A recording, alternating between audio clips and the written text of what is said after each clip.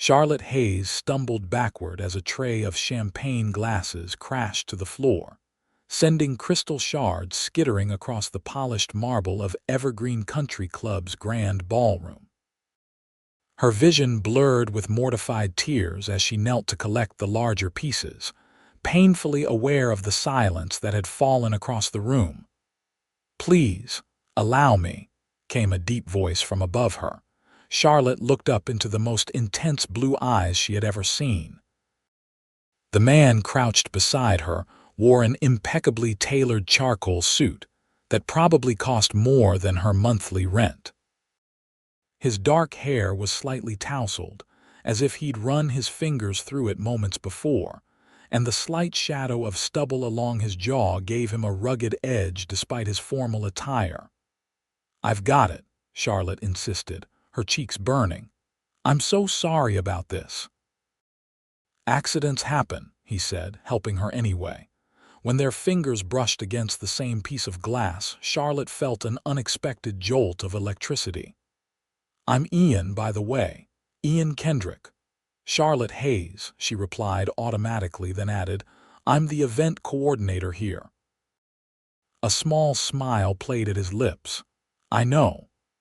Before Charlotte could process what that meant, the club manager, Mr. Peterson, appeared at her side, his face flushed with anger. "Miss Hayes, this is unacceptable. The Carmichael wedding is our most prestigious event this season." "It was my fault entirely," Ian interrupted smoothly. "I bumped into her." Mr. Peterson's demeanor changed instantly. "Mr. Kendrick, I assure you everything's fine," Ian said with quiet authority. "In fact, I'd say Miss Hayes has orchestrated a flawless evening otherwise." As the cleaning staff arrived to handle the mess, Charlotte mouthed a quick thank you to Ian, who nodded almost imperceptibly before disappearing back into the crowd. She had no idea who he was beyond a name and a kind gesture, but something told her their paths would cross again. She had no idea how right she would be. Charlotte arrived at Evergreen Country Club at precisely 6 o'clock the following Monday morning. The early hour was her secret weapon, a chance to plan and prepare before the chaos of the day descended. The grounds were silent as she made her way to her small office, tucked away in the administrative wing of the main building. Her workspace was modest compared to the opulence of the club itself, but Charlotte had made it her own with fresh flowers, a vision board of event ideas, and meticulous organization systems. She sank into her chair and pulled up her schedule for the week. "Annual Charity Gala," she read aloud, tapping her pen against her notepad.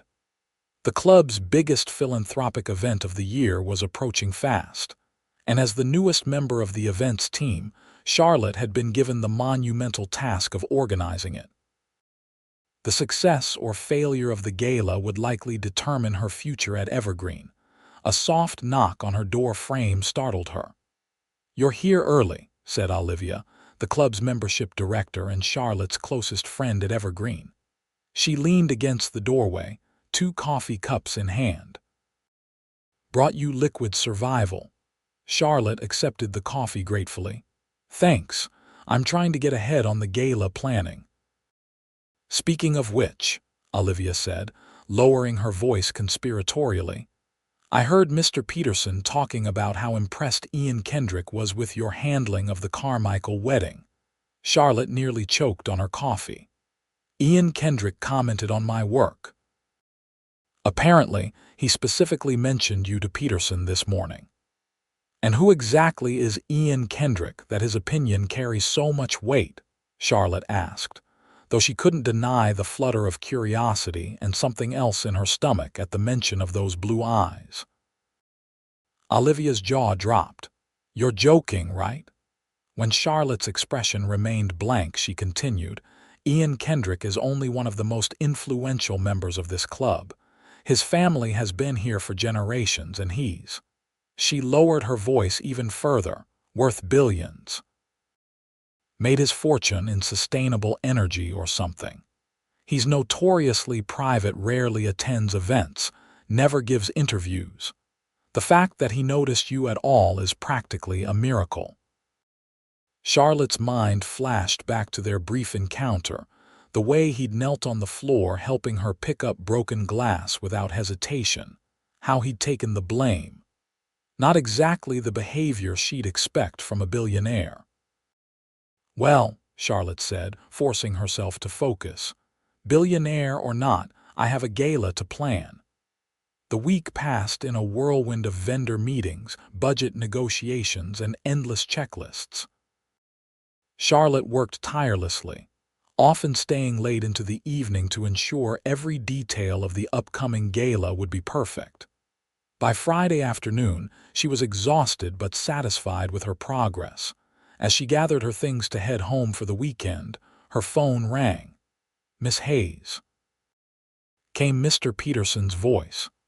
"I need you to handle a last-minute request. The Maple Room has been reserved for a private dinner this evening, and the member has specifically requested that you oversee the arrangements." Charlotte suppressed a sigh. So much for her quiet Friday night plans of takeout and Netflix. "Of course, Mr. Peterson. Who's the member, Mr. Kendrick?" Her heart skipped a beat. "Ian Kendrick." "Yes. He's hosting an intimate business dinner. The reservation is for 7 o'clock. I trust you'll ensure everything is perfect." "Absolutely," Charlotte replied, trying to sound professional despite her sudden nervousness. Why would he ask for her specifically? The Maple Room was Evergreen's most intimate dining space, with windows overlooking the golf course and mountains beyond. Charlotte worked with the kitchen staff to prepare the space, selecting the finest linens and crystal, arranging for fresh flowers, and reviewing the menu. At precisely 6:45, as she was making final adjustments to the table settings, the door opened. Ian Kendrick stood there alone, looking even more handsome than she remembered in a navy suit that fit him perfectly. "Miss Hayes," he said, his voice warm. "Thank you for arranging this on such short notice." Charlotte straightened, smoothing down her black dress. "It's my job, Mr. Kendrick." "Ian, please," he insisted.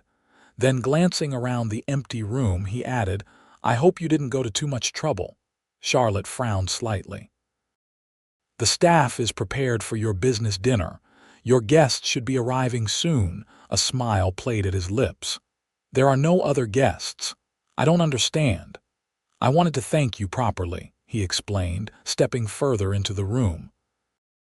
"Your quick thinking at the Carmichael wedding saved me from a rather awkward situation with some persistent investors." "So you—" Charlotte struggled to process what he was saying. "You reserved this entire room just to thank me." "And to have dinner," he added with a slight shrug that somehow managed to be both casual and elegant. "If you're free, that is." Charlotte's mind raced. Was this a date? Was a billionaire member of the club asking her to have dinner with him? Or was this just a polite gesture from someone with more money than he knew what to do with? "I'm not sure that would be appropriate," she said carefully. "I'm on duty, and there are rules about fraternizing with members." "Ah," Ian said, nodding. "I understand completely." Professional boundaries are important. Was it her imagination, or did disappointment flash briefly in those blue eyes? "In that case, perhaps you could join me just long enough to discuss the upcoming charity gala. I'm on the planning committee, after all." Charlotte hesitated. That seemed reasonable enough, a professional discussion about a club event. "I suppose that would be all right." What was meant to be a brief conversation stretched into hours as they discussed the gala, then moved on to their backgrounds, interests, and views on everything from art to environmental conservation. Ian was surprisingly easy to talk to, thoughtful, funny, and genuinely interested in her opinions. "So what brought you to Evergreen?" he asked as they shared a dessert that the chef had insisted on preparing specially. Charlotte twirled her fork, considering. "I needed a fresh start after my last position ended, uncomfortably." "Uncomfortably?" Ian prompted gently. She sighed. I was working for a high-profile wedding planning company in the city. The owner's son decided I was interesting. When I made it clear I wasn't interested in him, suddenly my work wasn't up to standard anymore. She shrugged, trying to appear more nonchalant than she felt. Classic story. Ian's expression darkened. That's not just uncomfortable, Charlotte. That's harassment. The way he said her name sent a warmth through her that had nothing to do with the excellent wine they'd been drinking. It's in the past, she said firmly. Evergreen has been a good move for me. I love what I do here. And you're exceptional at it, Ian said, his gaze steady. The way you transformed this room tonight on such short notice, you have a gift. Charlotte felt her cheeks warm at the compliment. Thank you. Their eyes held for a moment longer than was strictly professional, and Charlotte felt something shift between them, something dangerous and exhilarating. The spell was broken by Charlotte's phone buzzing. She glanced down to see a text from Olivia. Where are you? Girls' night, remember? Oh. Charlotte gasped, checking the time. It was nearly 10:30. I completely lost track of time. I have to go. Ian immediately stood. Of course. Thank you for humoring me this evening. As they walked toward the door, Charlotte felt a strange reluctance to leave. This was unexpectedly nice, she admitted. It was, Ian agreed. Then, with a hesitation she wouldn't have expected from someone of his stature, he added, perhaps we could do it again sometime. Strictly as a professional consultation about the gala, of course. Charlotte knew she should say no. She was already skating on thin ice by having spent this evening with him.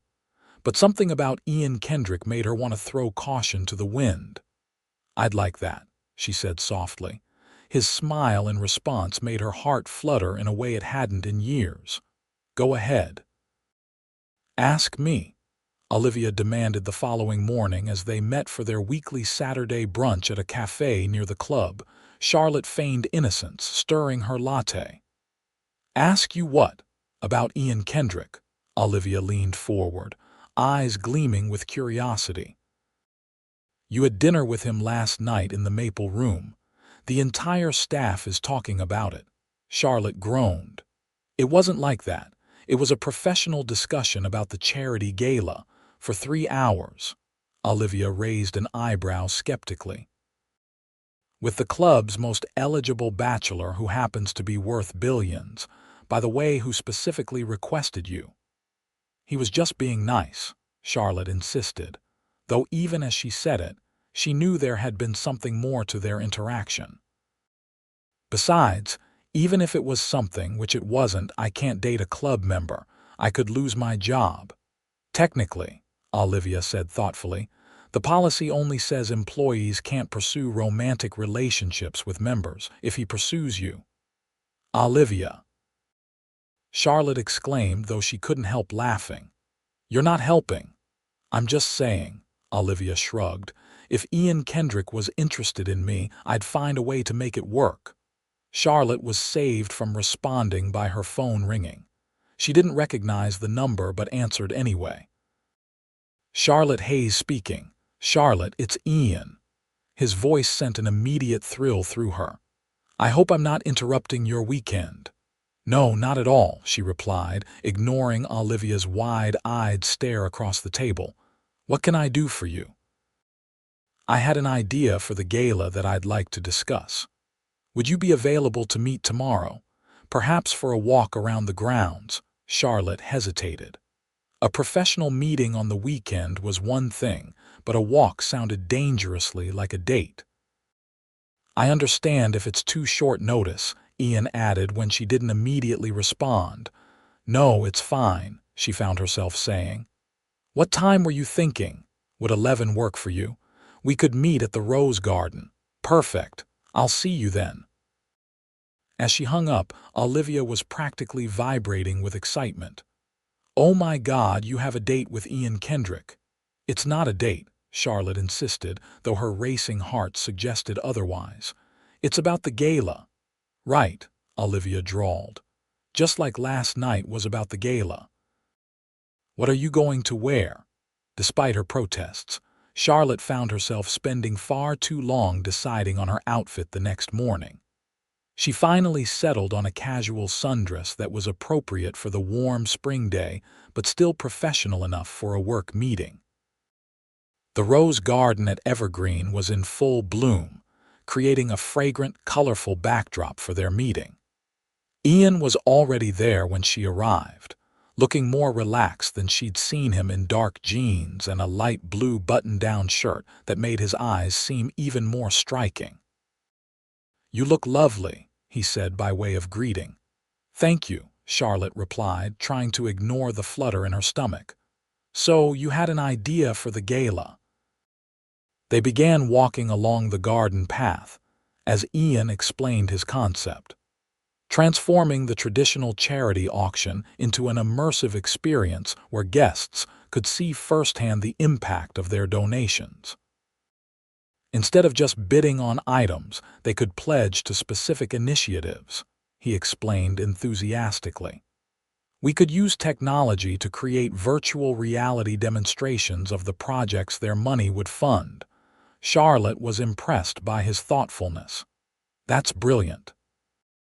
It would make the giving much more personal and meaningful." "Exactly."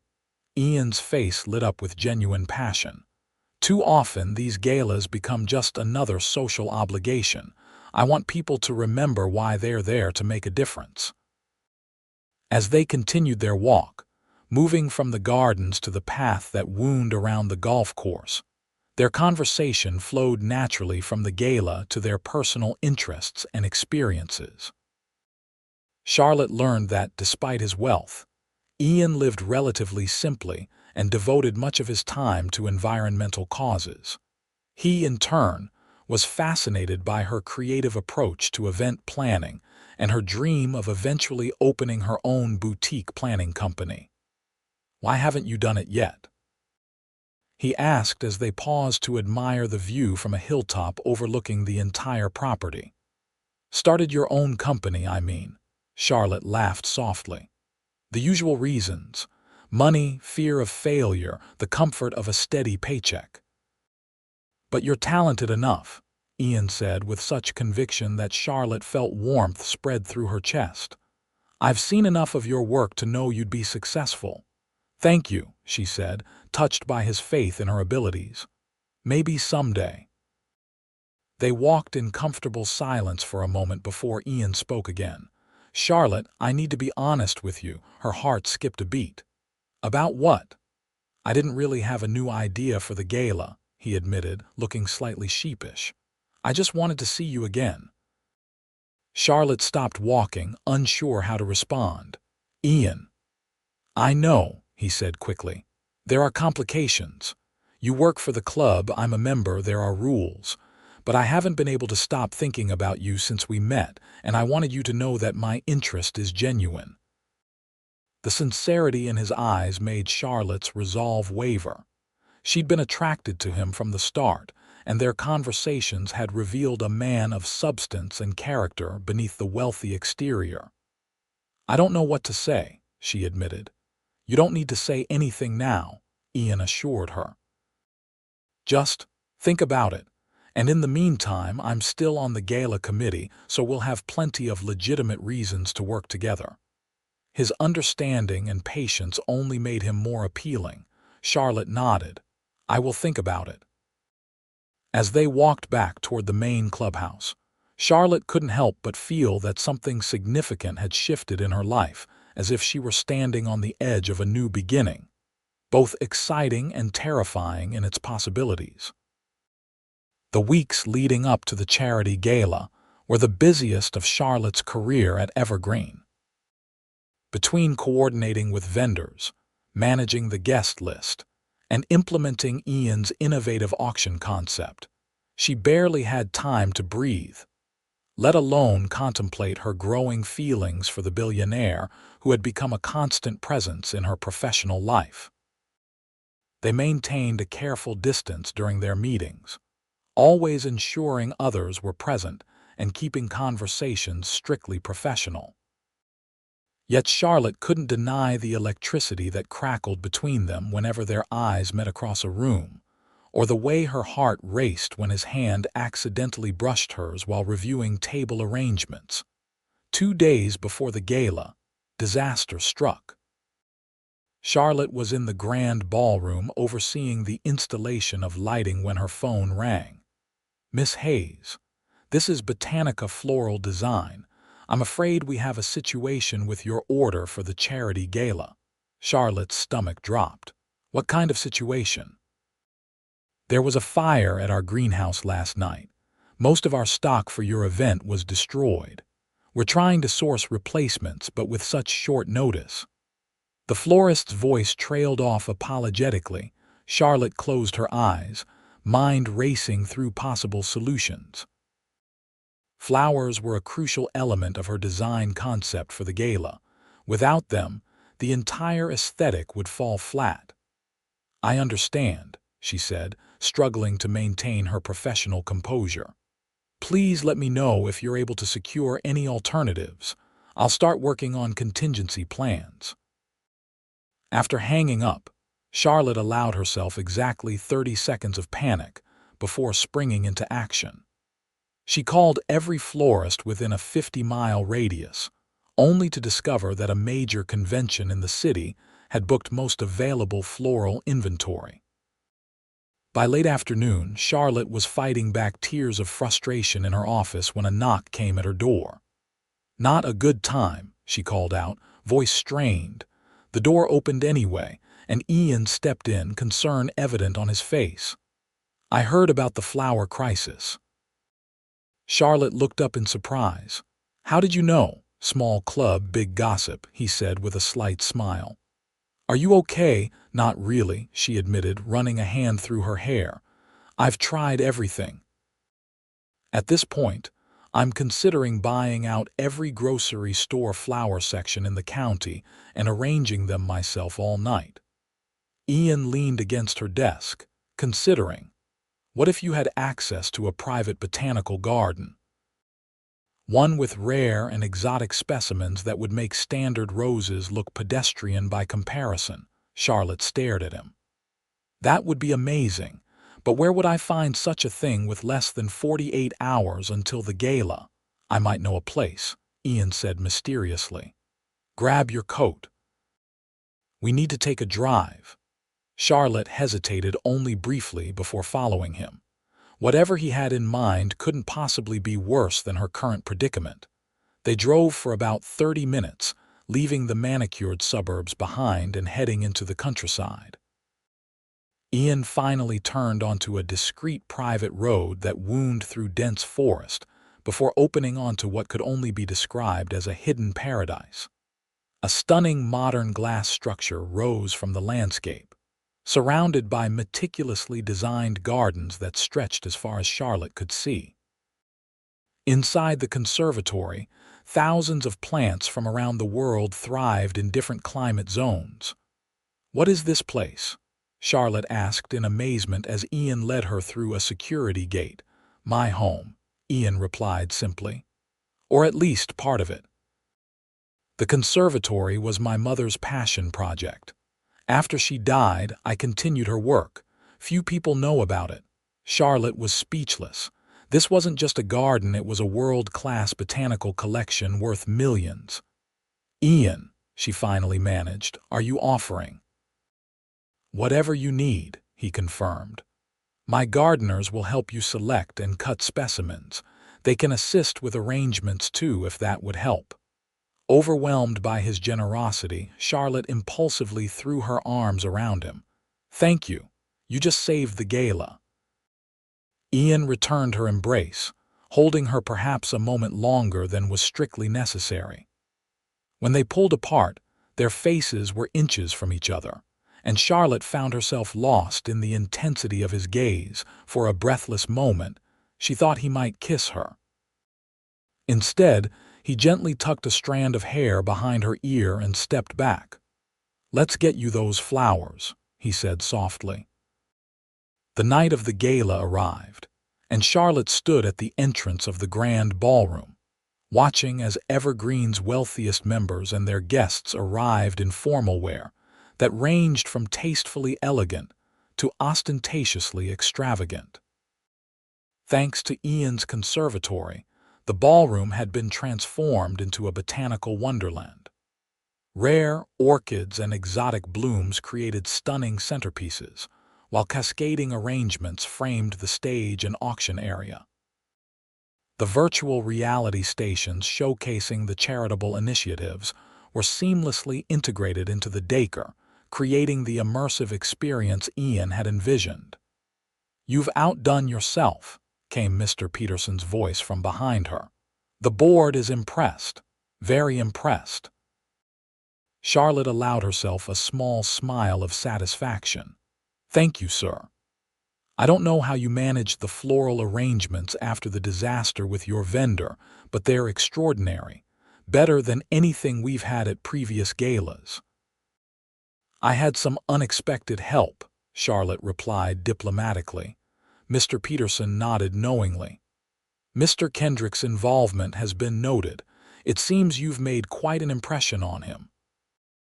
Before Charlotte could respond, the man himself appeared, looking devastatingly handsome in a perfectly tailored tuxedo. "Miss Hayes," Ian greeted her formally, though his eyes conveyed a much more intimate message. "The room looks magnificent." "Thank you, Mr. Kendrick. Your contributions were invaluable." Mr. Peterson excused himself to greet other guests, leaving Charlotte and Ian in a moment of relative privacy amid the growing crowd. "You clean up nicely," Ian said, his gaze traveling appreciatively over her emerald green gown. "As do you," she replied, feeling a blush rising to her cheeks. "Save a dance for me later?" he asked, voice low enough that only she could hear. Charlotte knew she should refuse. Dancing with Ian would make their growing connection public, inviting scrutiny and gossip. But tonight, surrounded by the beauty they had created together, she couldn't bring herself to care about consequences. "I will." The gala proceeded flawlessly. Dinner was served, speeches were given, and Ian's innovative auction concept proved wildly successful, raising nearly double the previous year's donations. Charlotte moved throughout the room, ensuring everything ran smoothly while stealing glances at Ian, who seemed to be watching her just as often. As the formal program concluded and the orchestra began playing for dancing, Charlotte found herself momentarily alone near the terrace doors. She slipped outside for a breath of fresh air, savoring the momentary quiet and the satisfaction of a successful event. "There you are," came Ian's voice as he joined her on the terrace. "I believe you promised me a dance." Charlotte turned to find him holding out his hand, his expression both hopeful and uncertain, as if he feared she might have changed her mind. The vulnerability in his eyes, so at odds with his powerful public persona, touched something deep within her. She placed her hand in his. "So I did." He led her not back into the crowded ballroom, but to a secluded corner of the terrace, where the music could still be heard drifting through the open doors. As his arm slipped around her waist and drew her close, Charlotte knew she was crossing a line from which there would be no easy return. "Everyone's watching us," she murmured as they began to sway together. "Let them watch," Ian replied, his hand warm against the small of her back. "I'm tired of pretending I'm not fascinated by you, Charlotte Hayes." The way he said her name made her shiver despite the warm evening air. "This could cause problems for me at work." "I would never let that happen," he promised. "But if you want to stop, I don't," she admitted, meeting his gaze directly. "That's what scares me." Ian's eyes darkened. "What are you afraid of?" "That this isn't real," Charlotte confessed. "That I'm just a novelty to you, the staff member who caught your attention. That once you really know me ordinary, struggling to pay student loans you'll lose interest." Ian stopped dancing, his hands moving to gently frame her face. "Charlotte, do you know what first made me notice you?" It wasn't your beauty, though you're the most beautiful woman I've ever seen. It was watching you calm down a panicking bride with such genuine kindness and patience. It was seeing how you remembered every staff member's name and treated them with respect. It was the passion you put into your work. His thumb brushed her cheek softly. There is nothing ordinary about you. Charlotte's heart pounded as Ian slowly leaned closer, giving her every opportunity to pull away.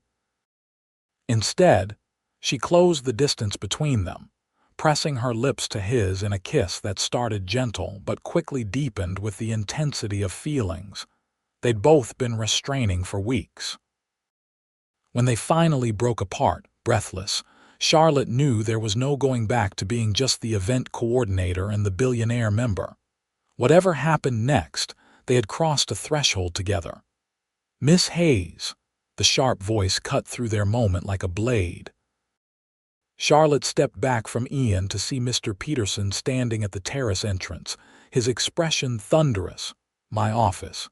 Now, Charlotte's stomach plummeted. She glanced at Ian, who squeezed her hand reassuringly. "I'll handle this," he murmured before following her inside. Mr. Peterson was pacing when they entered his office, his face flushed with anger. "Miss Hayes, your behavior is completely unacceptable." Fraternizing with a member, Mr. Peterson, Ian interrupted smoothly. "This situation is my responsibility, not Charlotte's." "Mr. Kendrick, with all due respect, our policy exists to protect both our staff and our members," Peterson replied, clearly uncomfortable confronting someone of Ian's stature but determined to assert his authority. "I understand that," Ian said. "And I take full responsibility for any breach of protocol. However, I want to be clear about something." His voice took on a steely edge that Charlotte had never heard before. "My personal relationships are my own business. And if Evergreen has an issue with that, I would be happy to take my membership and the Kendrick family's considerable donations elsewhere." Peterson blanched. "That won't be necessary, Mr. Kendrick. I'm sure we can come to an understanding."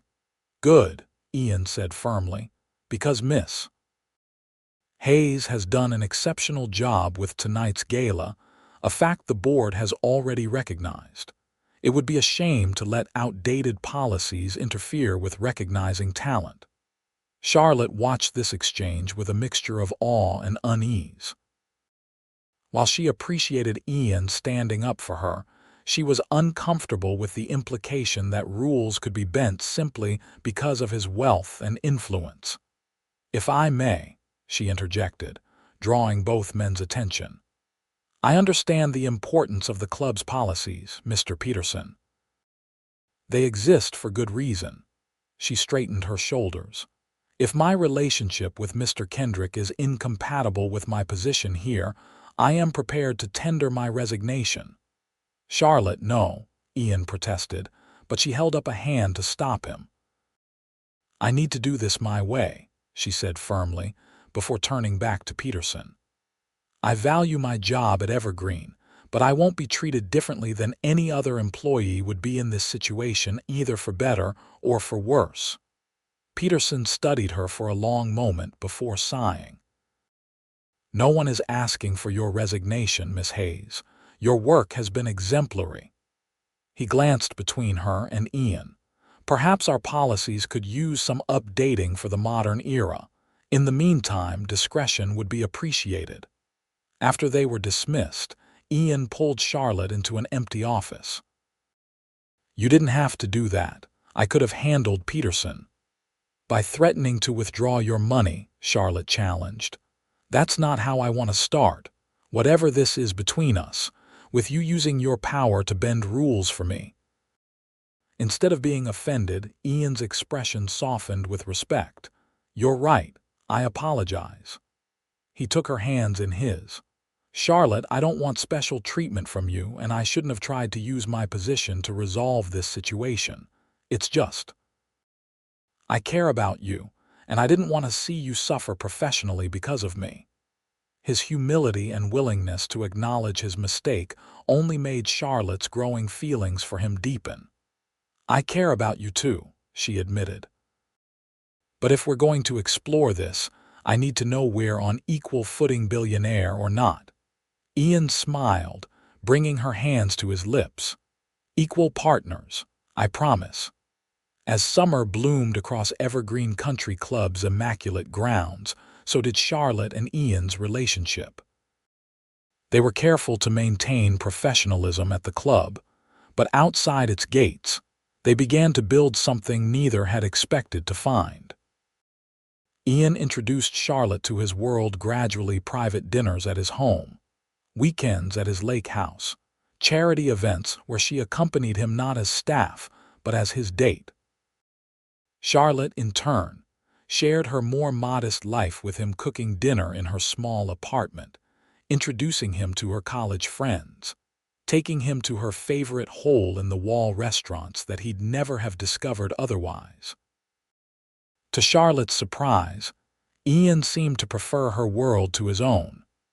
He relaxed in ways she suspected he rarely did in his usual circles, laughing more freely and speaking more openly about his thoughts and feelings. "You know," Charlotte said one evening as they sat on her tiny apartment balcony sharing takeout, "when I first found out who you were, I assumed you'd be—" She hesitated, searching for the right words. "An entitled jerk," Ian suggested with a grin. "More intimidating," Charlotte clarified, playfully swatting his arm. "Most wealthy people I've encountered at the club are very aware of their status." Ian's expression turned more serious. "Money changes how people see you, not necessarily how you see yourself." He set down his food, looking out at the modest view of the city. "My parents were wealthy, but they were determined that I understand privilege isn't the same as worth. My father had me working summer jobs from the time I was 16, real jobs, not cushy positions at his company." "That explains a lot about you," Charlotte said softly. "The way you treat people, it's different." "Is that a compliment, Miss Hayes?" he teased. "The highest one I give," she confirmed, leaning over to kiss him. As their relationship deepened, Charlotte found herself falling in love with the man behind the billionaire facade. She loved his quiet integrity, his passionate commitment to environmental causes, the way his eyes crinkled when he laughed, and how he always listened to her as if her thoughts were the most fascinating he'd ever heard. But doubts still nagged at her in quiet moments. Their worlds were so different. She still worked for the club where he was a member, though they'd been careful to keep their relationship private. And while Ian never made her feel less than his equal, Charlotte sometimes wondered if their fundamental differences would eventually drive them apart. Those fears crystallized one evening in late August, when Ian invited Charlotte to accompany him to a black tie fundraiser hosted by his family's foundation. It would be their first appearance together in front of Boston's elite social circle, people who had known Ian all his life. Charlotte spent hours preparing, wanting desperately to fit in with Ian's world. She'd splurged on a designer dress that cost more than her monthly rent, had her hair professionally styled, and applied her makeup with painstaking precision. When Ian picked her up, his appreciative gaze made her feel like the effort had been worthwhile. "You look stunning," he said, kissing her softly. "I'm nervous," Charlotte admitted as they drove toward the venue. "These are your people." Ian took her hand, bringing it to his lips. "You have nothing to be nervous about, and they're not my people. They're just people who happen to have money." But from the moment they arrived at the opulent ballroom of Boston's most exclusive hotel, Charlotte felt the difference. Heads turned as Ian guided her through the crowd, whispers following in their wake. Everyone seemed to know him, greeting him with the easy familiarity of shared history and social standing. "Ian, darling," called a statuesque woman in her 60s, approaching them with arms outstretched. We've missed you at the last 2 board meetings." "Aunt Margaret," Ian greeted her warmly, accepting her embrace before turning to Charlotte. "I'd like you to meet Charlotte Hayes. Charlotte, this is my aunt, Margaret Kendrick, chair of our family foundation." Margaret's assessing gaze swept over Charlotte with polite curiosity. "Lovely to meet you, dear. Ian rarely brings dates to these functions." "The pleasure is mine," Charlotte replied, grateful that her voice sounded steadier than she felt. As the evening progressed, Charlotte met countless relatives, business associates, and socialites whose names and connections she struggled to keep straight. Most were perfectly polite, but she could feel their unspoken questions. Who is she? Where does she come from? What does Ian Kendrick see in an event planner from a country club? During dinner, Charlotte was seated next to a cousin of Ian's who spent the entire meal subtly probing her background, education, and career aspirations. By the time dessert arrived, Charlotte felt exhausted from navigating the minefield of coded social signals and veiled assessments. She excused herself to find the ladies' room, needing a moment alone to collect herself. As she was touching up her lipstick, 2 women entered, engrossed in conversation. "Clearly not from our circle," one was saying. "Olivia mentioned she works at Evergreen. As staff." "Well, she's certainly pretty," the other replied, "but you know these things never last. Ian will tire of her once the novelty wears off. Remember that artist he dated after college? Same story." Charlotte froze, heart pounding as the women continued, unaware of her presence in the end stall. His mother would be horrified. Caroline always hoped he'd marry someone suitable, perhaps the Hawthorne girl. Now there's a match that would make sense. "Well, it's just a fling. He'll come to his senses eventually." The women's voices faded as they left the restroom, but their words echoed painfully in Charlotte's mind. They had articulated her deepest fears, that she was just a temporary diversion for Ian, that the fundamental differences in their backgrounds would eventually matter. Fighting back tears that threatened to ruin her carefully applied makeup, Charlotte took several deep breaths before returning to the ballroom. She plastered on a smile and rejoined Ian, who immediately sensed something was wrong. "Are you okay?" he whispered, his hand finding hers under the table. "Fine," she lied. "Just a little overwhelmed." Ian studied her face for a moment, clearly not believing her but not pushing the issue in public. "We can leave whenever you want," he offered. Charlotte nodded gratefully, but they stayed another hour, fulfilling Ian's obligations before making their escape. In the car, the facade Charlotte had maintained all evening finally cracked. "I don't belong in your world, Ian," she said quietly, staring out the window at the passing city lights. Ian pulled the car over to the side of the road and turned to face her.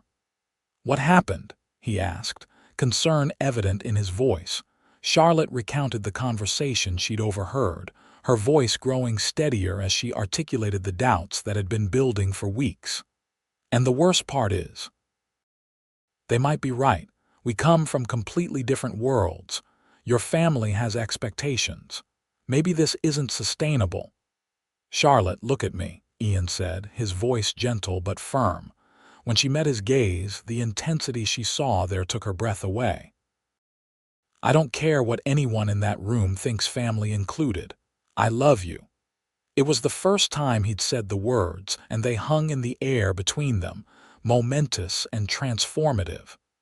"I love you for exactly who you are," he continued.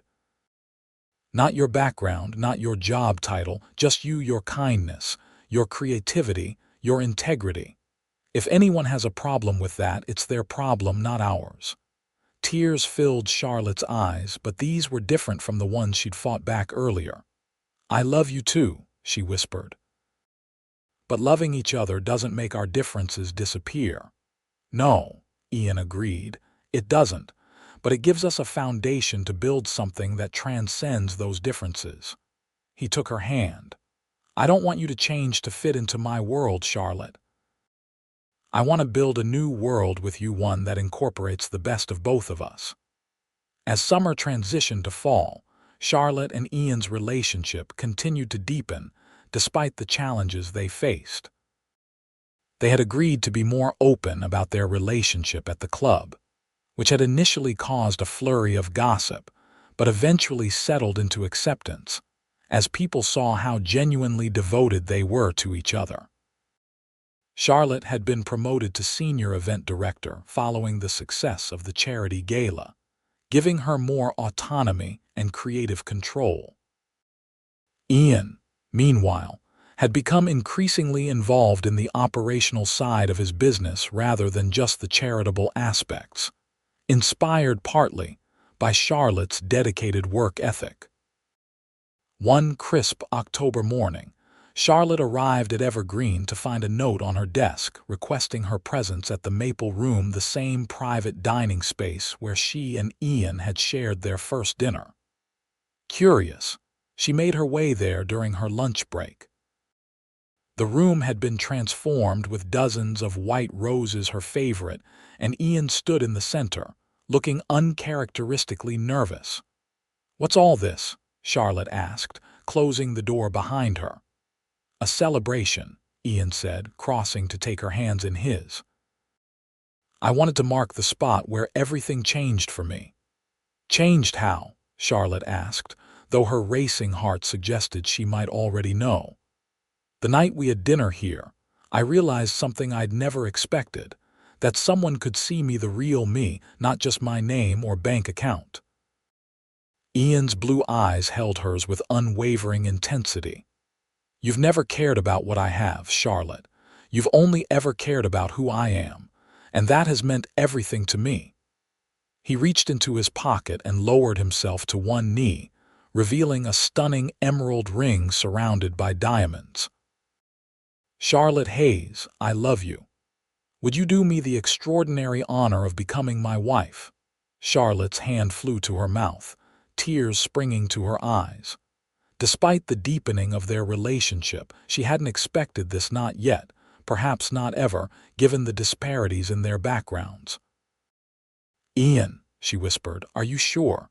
Your family has never seen me happier," Ian finished for her, "and those who matter most have come to adore you almost as much as I do." His expression softened with vulnerability. "But even if they hadn't, it wouldn't change how I feel or what I want. And what I want is you, Charlotte, for the rest of my life." In that moment, all of Charlotte's doubts and insecurities seemed to melt away. What remained was the simple truth that had been growing between them from the first moment they'd met. They belonged together, differences and all. "Yes," she said, her voice growing stronger. "Yes, I'll marry you." Ian slipped the ring onto her finger, then stood to pull her into a kiss that promised a lifetime of partnership, respect, and love. Their engagement announcement caused a sensation, not just at Evergreen but in Boston's social circles, and even some national publications that followed the lives of the ultra-wealthy. Charlotte found herself suddenly thrust into a level of scrutiny she'd never experienced before. Billionaire Ian Kendrick to wed country club employee. Read one particularly tactless headline. Others were more respectful but equally fascinated by their story. "Does it bother you?" Ian asked one evening as they relaxed at his home. Charlotte curled against him on the sofa as they ignored yet another request for an interview. "The attention," she considered the question. "Sometimes, but mostly I'm just amused by how wrong they get things. According to this one," she held up a society magazine, "I'm a mysterious beauty with a hidden past." Ian laughed, pulling her closer. "Well, you are beautiful, but I wouldn't call organizing the best Sweet 16 party Evergreen has ever seen a hidden past." Charlotte grew more serious. "The only thing that bothers me is the implication that I somehow trapped you, as if you're not smart enough to know your own heart." "Anyone who knows me understands how ridiculous that is," Ian assured her. I've never been more certain of anything in my life than I am about marrying you." They decided on a spring wedding, giving themselves 6 months to plan. Charlotte approached her own wedding with the same meticulous attention to detail she brought to her professional events, though with a personal touch that made it uniquely theirs. The ceremony would be held at Evergreen, the place where they had met and fallen in love, but the reception would be at Ian's home, specifically in and around the conservatory that had saved the charity gala. It was a perfect blending of their worlds. As the wedding date approached, Charlotte found herself surprisingly calm. The uncertainty that had plagued the early months of their relationship had been replaced by a steadfast confidence in their love and their future together. The night before their wedding, Ian broke tradition by insisting on having dinner with Charlotte at her apartment one last time before she officially moved into his home. "I have something for you," he said as they finished the meal she had prepared. "An early wedding present." He handed her a thick envelope. Inside, Charlotte found legal documents that she initially struggled to understand. "What is this?" she asked, brow furrowed as she tried to make sense of the legal terminology. "The deed to a building in downtown Boston," Ian explained. "And startup funding for Hayes Event Design, your own company if you want it." Charlotte stared at him in shock. "Ian, I can't accept this." "Why not?" "Because it's too much," she said, shaking her head. "I always dreamed of starting my own business someday, but I wanted to earn it myself, not have it handed to me." Ian smiled, unsurprised by her reaction. "I thought you might say that. That's why there's a second option." He pointed to another section of the documents. "This is a business loan with standard market interest rates, repayable over 10 years. The building would be leased to you at fair market value, with an option to buy when you're ready." Charlotte's eyes filled with tears at his thoughtfulness. "You'd really do that?" "Structure it as a legitimate business arrangement, of course," Ian said simply. "I believe in your talent, Charlotte. I want to invest in it as a business partner, not just as your husband, but the choice is entirely yours. You can take the gift, take the loan, or do neither and build your company completely independently when you're ready." In that moment, Charlotte understood perhaps more clearly than ever before why she loved this man. His wealth had given him the power to simply hand her what she wanted, but his respect for her independence and dignity meant he would never presume to make that choice for her. The loan, she decided, wiping away tears. Definitely the loan, with a proper contract and everything. Ian's smile widened with pride. "I was hoping you'd say that." The wedding day dawned clear and perfect, with spring flowers blooming across Evergreen's grounds as if nature itself were celebrating their union. Charlotte stood in a private room of the clubhouse, her sister and Olivia helping with final adjustments to her gown, an elegant creation that managed to be both timeless and uniquely her. "Are you nervous?" Olivia asked, carefully arranging the veil. Charlotte considered the question, searching her feelings. "No," she realized with some surprise. "Not at all." A knock at the door revealed Mr. Peterson, who had asked for the honor of walking Charlotte down the aisle after she'd confided that her own father had passed away years earlier. "It's time," he said, offering his arm with a warmth that had grown steadily since he'd witnessed the genuine love between Charlotte and Ian. The ceremony was intimate despite the prominent guest list, with only 100 of their closest friends and family gathered in Evergreen's rose garden. As Charlotte walked toward Ian, who waited for her beneath an arch of flowers from his conservatory, she felt a profound sense of rightness, as if every event she had planned, every path she had taken, had been leading her to this moment. Ian's eyes never left hers as she approached, his expression a mixture of awe, adoration, and absolute certainty. When she reached him, He took her hands in his, their fingers intertwining as naturally as their lives had. "You are the most beautiful thing I've ever seen," he whispered, his voice thick with emotion. Their vows were personal and heartfelt, speaking not just of love but of partnership, respect, and the promise to build something together that was greater than either of them could create alone. "Charlotte," Ian said, his voice clear and steady despite the emotion shining in his eyes, "before I met you, I had success but not fulfillment. I had acquaintances but few true friends. I had a house but not a home." He squeezed her hands gently. "You've given meaning to my wealth by showing me that the greatest richness lies in being truly seen and accepted for who you are. I promise to spend the rest of my life trying to be worthy of the gift you've given me by loving me for myself, not my name or position. I promise to be your partner in all things, to support your dreams as fiercely as my own, and to build a life with you that honors both our stories." Charlotte blinked back tears as she began her own vows. "Ian, you came into my life when I least expected it, kneeling on a ballroom floor to help me pick up broken glass." A ripple of knowing laughter went through the guests who had heard the story. That moment revealed the essence of who you are, someone who instinctively reaches out to help, who sees no task as beneath him, who treats everyone with the same respect regardless of their station. She took a steadying breath. "I promise to love you for the man you are, not the fortune you possess. I promise to challenge you when you need challenging and support you when you need supporting. I promise to build with you a partnership of equals, different in our backgrounds but united in our values. And I promise that no matter what life brings us, I will face it by your side, grateful every day that I found you."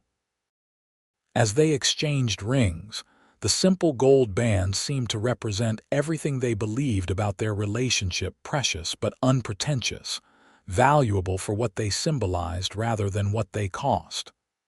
"By the power vested in me," the officiant concluded, "I now pronounce you husband and wife. You may kiss the bride." Ian cupped Charlotte's face with infinite tenderness, before bringing his lips to hers in a kiss that felt both like a culmination and a beginning, the perfect conclusion to their journey of falling in love, and the first moment of their journey as husband and wife. The reception at Ian's home, now their home, continued the theme of blending their worlds. Guests moved between the elegant formal gardens and the extraordinary conservatory, where lighting had been arranged to showcase the rare botanical specimens to their best advantage. Rather than a traditional receiving line, Ian and Charlotte circulated among their guests, ensuring they spoke personally with everyone who had come to celebrate with them. "So," said Olivia, pulling Charlotte aside for a moment of private conversation, "how does it feel to be Mrs. Kendrick?" Charlotte smiled, glancing across the room to where Ian was deep in conversation with her former college roommate. "Honestly, not that different. We've been partners for months now. This just makes it official." "I still can't believe it sometimes," Olivia admitted. "When you first started working at Evergreen, if someone had told me you'd end up marrying the club's most eligible bachelor, I would have had them committed," Charlotte laughed. "But that's the thing, I didn't marry eligible bachelor Ian Kendrick. I married just Ian, the man who shares his breakfast with the neighborhood stray cat and still uses the coffee mug I bought him from the dollar store because he says it's the perfect size." Olivia's expression softened. "You two really are perfect for each other, you know that. Despite all the differences, you fit." Later, as Charlotte and Ian shared their first dance as husband and wife, she laid her head against his chest, listening to the steady beat of his heart. "Happy," he murmured against her hair. "Completely," she replied. "You." "More than I ever thought possible." He pulled back slightly to look into her eyes. "You know, the night we met when you dropped that tray of champagne glasses. Not my finest moment," Charlotte groaned. On the contrary, Ian said, his eyes twinkling. It was the moment I first thought, there's something special about her, the way you handled it with such grace under pressure. I couldn't take my eyes off you for the rest of the night. Really? You never told me that before. I was watching you long before you knew who I was, he admitted. Planning events, managing difficult members with patience and tact, bringing your creativity to spaces that had looked the same for decades. I think I was half in love with you before we ever spoke. Charlotte's heart swelled with emotion. And now, Ian said, pulling her closer, I'm completely, irrevocably in love with my wife, and I plan to spend the rest of my life showing her just how much. As they danced beneath the stars in the garden where their journey had truly begun, Charlotte reflected on how far they had come from event planner and club member to equal partners in a life they were building together. Their differences, which had once seemed insurmountable, had become strengths that complemented each other, creating something stronger and more beautiful than either could have imagined alone. 3 years later, Charlotte stood in the conservatory that had once saved her first major event at Evergreen, now transformed into the most unique event space in Boston. Hayes Event Design had quickly established itself as the premier boutique planning company in New England, known for its creativity and personal touch. Charlotte had repaid nearly half of Ian's loan already, ahead of schedule, a fact that filled her with quiet pride. There you are, came Ian's voice as he entered, their 1-year-old daughter Emma cradled in his arms. Someone wanted to see Mommy before her nap. Charlotte's face lit up at the sight of her family. She took Emma, breathing in the sweet baby scent of her hair. How's my little planner doing today? Already organizing her stuffed animals by size and color, Ian replied with a grin. I think she takes after her mother. Charlotte laughed, bouncing Emma gently, and her stubborn streak comes straight from her father. Ian wrapped his arms around them both, creating a circle of love in the center of the glass-enclosed garden. I was thinking, he said casually, maybe it's time to consider expanding the family business again. Another baby? Charlotte asked, her eyes widening. If you're ready, Ian said softly. Emma would make a wonderful big sister. Charlotte considered for a moment, then smiled. I think that sounds perfect. As they stood together surrounded by rare blooms from around the world, Charlotte marveled at how her life had transformed since that fateful evening when she dropped a tray of champagne glasses at the feet of a man she assumed was just another wealthy club member. She had found love where she least expected it, with a billionaire who valued her not for what she could bring to his world, but for who she truly was. Together, they had created something neither of them could have built alone. A partnership of equals, a family bound by love rather than convention, and a shared purpose that transcended their different beginnings.